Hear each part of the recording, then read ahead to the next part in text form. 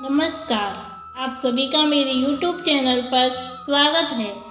आज हम जानेंगे तुलसी विवाह की पौराणिक कथा।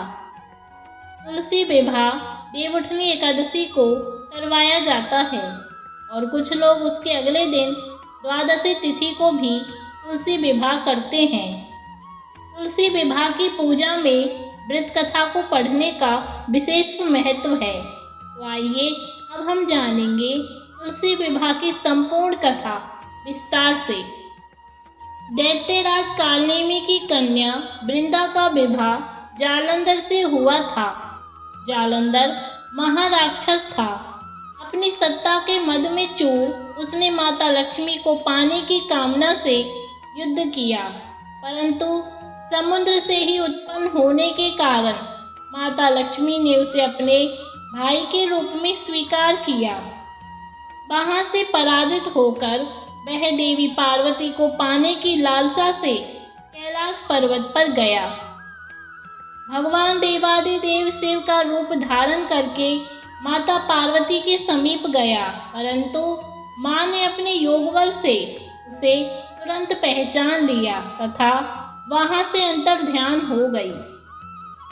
देवी पार्वती ने क्रुद्ध होकर सारा वृत्तांत भगवान विष्णु को सुनाया। जालंधर की पत्नी वृंदा अत्यंत पतिव्रता स्त्री थी।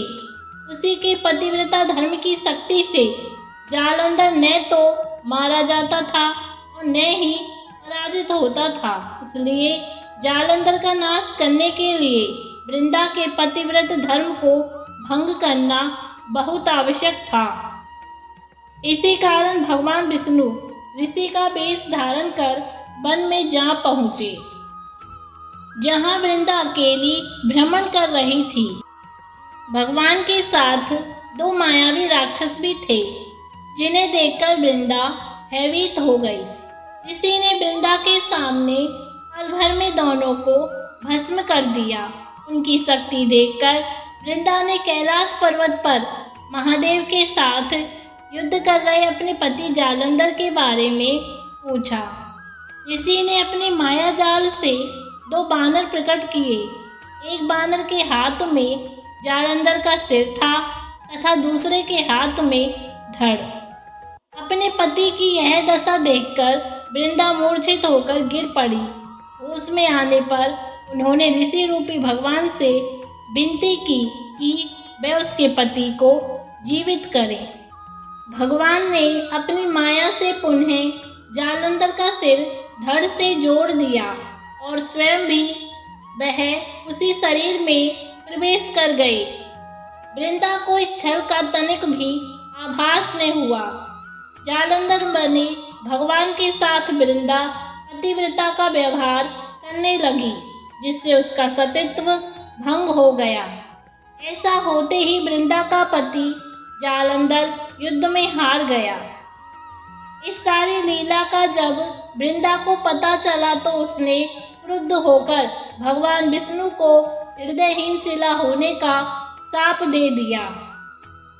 अपने भक्त के शाप को भगवान विष्णु ने स्वीकार किया और सारे ग्राम पत्थर बन गए। सृष्टि के पालनकर्ता के पत्थर बन जाने से ब्रह्मांड में असंतुलन की स्थिति हो गई। यह देखकर सभी देवी देवताओं ने वृंदा से प्रार्थना की कि वह भगवान विष्णु को शाप से मुक्त कर दे। वृंदा ने भगवान विष्णु को शाप मुक्त कर स्वयं आत्मदाह कर लिया। जहाँ वृंदा भस्म हुई वहाँ तुलसी का पौधा उग गया। भगवान विष्णु ने वृंदा से कहा कि हे वृंदा, तुम अपने सतीत्व के कारण मुझे लक्ष्मी से भी अधिक प्रिय हो गई हो। अब तुम तुलसी के रूप में सदा मेरे साथ रहोगी। जो मनुष्य भी मेरे शालिग्राम रूप के साथ तुलसी का विवाह करेगा, उसे इस लोक में और परलोक में विपुल यश प्राप्त होगा। ऐसी मान्यता है कि जिस घर में तुलसी होती है, वहाँ यम के दूत भी असमय नहीं आ सकते। मृत्यु के समय जिसके प्राण मंजरी रहित तुलसी और गंगा जल मुख में रखकर निकल जाते हैं, वह पापों से मुक्त होकर बैकुंठ धाम को प्राप्त करता है। जो मनुष्य तुलसी और आंवलों की छाया में अपने पितरों का श्राद्ध करता है, उसके पितर मोक्ष को प्राप्त हो जाते हैं। यह थी तुलसी विवाह की कहानी। आप सभी को अगर ये कहानी पसंद आई हो तो कमेंट्स में जय श्री कृष्णा और राधे राधे लिखना ना भूलें। आप सभी का हार्दिक धन्यवाद।